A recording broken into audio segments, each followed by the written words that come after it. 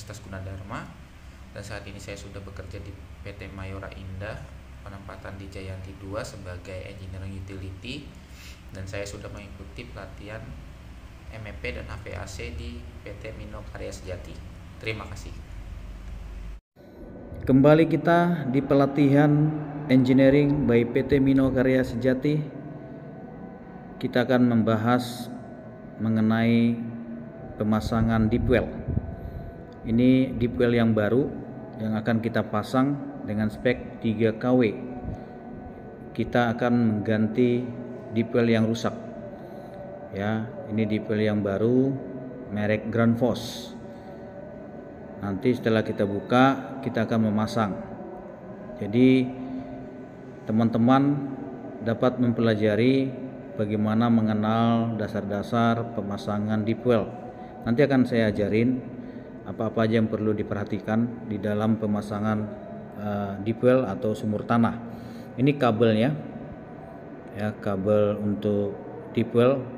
Nanti kabel yang akan masuk ke dalam sumur tanah, ya, atau di casing 6 in. Nanti kita casingnya kan pakai 6 in, ya. Casing pakai 6 in. Kemudian nanti baru masuk pipa isap, ya, pipa isap. Kita anggap pipa isap lah, ya, tapi nanti mesinnya yang paling terbawah, ya, mesin deep well-nya. Jadi pipa itu yang akan masuk sebagai pipa instalasi airnya itu ukuran dengan 2 in. Ini konsepnya, ya, antara motor dan pompa, ya, terbagi 2. Oke. Nah, kita akan lihat speknya yang kita beli, baru kita akan izinkan dia memasang pada deep well yang rusak, akan kita ganti. Teman-teman, untuk masalah air, ya, sumber air itu berasal dari lapisan pasir. Ya, lapisan pasir itu harus berwarna putih. Boleh hijau, kuning, merah, asal jangan hitam. Hitam kualitas airnya kurang baik. Nah, ini connection untuk antara nanti kita menyambungkan terminal untuk terminal pompa deep well dengan terminal kabel power. Nah, 4 kabel ini berarti 1 grounding, 3 kabel RST, ya. Kemudian saya akan menjelaskan tadi masalah air. Berarti kedalaman tergantung lapisan struktur tanah yang mengandung lapisan pasir yang mengandung air. Jadi tergantung, ada yang orang di daerahnya ada 12 meter, 20 meter, 50, 60, 80, 120, 140, itu tergantung, ya. Nah, saat ini kita di sini sekitar kedalaman sumurnya itu sekitar terpasang casing 6 in sedalam kita katakan itu sekitar 120 meter. Nanti pipa kita terpasang sekitar 40 meter saja, ataupun ya sekitar 40 meter bisa lah, ya. Nah, konsep pengeboran itu teman-teman, yang penting kita di dalam pompa deep well untuk pengeboran ataupun kita membuat sumur pompa, ya, itu nanti paling titik terbawah itu masih lapisan tanah yang kita bentuk berupa lingkaran untuk sumur, ya, ukuran 6 in. Tapi nanti titik terbawah setelah pipa casing itu ukuran tanahnya yang kita bor itu berukuran lebih kecil dari pipa casing 6 in. Contoh ukurannya 5 in supaya pipa kita yang 6 in tidak masuk tidak masuk ke dalam lubang itu. Jadi sehingga kita buat yang paling titik terbawah adalah ukuran di bawah ukuran casing 6 in. Jadi ukuran sumurnya 5 in. Ke atasnya sumurnya kita buat 6 in. Seperti itu teman-teman, ya, konsepnya. Nah, pemasangan pipa untuk casing 6 in jelas pasti menggunakan pengelasan. Kemudian untuk pipa isapnya ataupun pipa deep well itu kita menggunakan drat. Nah, drat ini perlu diperhatikan. Drat kadang-kadang kalau dari pabrik katanya bagus, tapi tidak sesuai dengan lapangan. Sebenarnya drat yang manual yang bagus, ya, untuk yang kita bisa tanpa kita kasih seal tip, tanpa kita epoxy, tanpa dikasih pengelasan kiri kanan connection, itu bisa kita sambungkan. Nah, ini lubang untuk tadi manhole untuk pemasangan pipa nanti dari atas ke bawah untuk pipa dipelnya ya.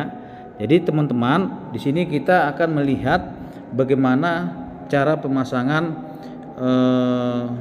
terminalnya ya, terminal untuk kabel power pompa deep well. Nah, seperti yang kita lihat teman-teman, itu pemasangannya grounding warna kuning, yang lainnya RST-nya dipasang dengan 3 kabel. Ya, kembali lagi penjelasan masalah sumur.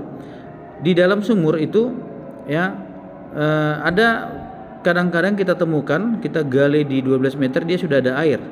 Kalau klien kita minta lebih dalam lagi ke 50, 60 bahkan bisa jadi tidak ada air, ya. Jadi konsep lapisan air, lapisan struktur tanah di bawah ini kita nggak bisa tebak berapa meter ini ada air. Ya tergantung lapisan struktur tanahnya, ya. Dan kemudian untuk tanah yang kita anggap susah dapat mata airnya, yang pasirnya, ya kita lebih baik kita meminta bantuan dari geolistrik supaya meminta lapisan struktur tanah, mungkin budgetnya itu sekitar 6,5 juta. Kemudian kalau kita minta langsung tahu indikasi airnya ada di mana berapa meter, itu geolistrik dengan budget 15 juta kalau mau minta bantuan ya, seperti itu. Nah ini kita lihat teman-teman, ini ada kran gitu, kran itu ya, jadi ini tujuannya adalah untuk nanti menahan pipa untuk turun ke bawah ya, turun ke bawah, dari bawah masuk, dari atas ditahan ya, nanti pakai alat ini kita nanti diturunin ya, seperti itu konsepnya sebenarnya ya. Oke, kembali lagi kita bahas lagi masalah sumur tanah, sumur pompa sumur. Oke, nah ketika saya katakan tadi bahwa connection pipa isap deep well itu ada yang pakai drat yang pabrik, ada drat pakai manual. Lebih baik yang manual. Nah, jadi bisa dipasang tanpa siliptit, tanpa epoksi, tanpa dilas kiri kanan. Tapi kalau dia biasanya yang susah masuk dratnya itu ya kita las kiri kanan supaya nggak lepas sambungannya. Seperti itu sih konsepnya ya. Nah kemudian saya akan jelasin juga jangan sampai kita ketemu dengan lapisan pasir yang istilahnya kuning ya, agak air yang kuning itu nanti kita anggap pasirnya bisa longsor, jadi susah kita tindakan terhadap apanya. Jadi terus kita gali sampai ke bawah supaya jangan masuk lapisan yang dalam warna kuning, air kuning ya.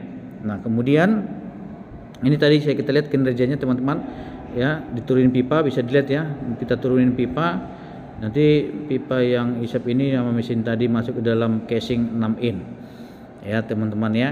Jadi kita bisa melihat pekerjaannya seperti ini ya, itu sebagai menurunkan pipa itu, dan ada nanti kita lihat sistem bantu terhadap menahan pipa ya, kita ada namanya alat bantuan yang diberikan sama teman-teman ya. Jadi beginilah konsep bagaimana kita cara masang pipa terhadap pipa deep well dan pemasang deep well ya. Jadi teman-teman, motor listrik untuk deep well itu terpisah dengan sistem pompanya ya.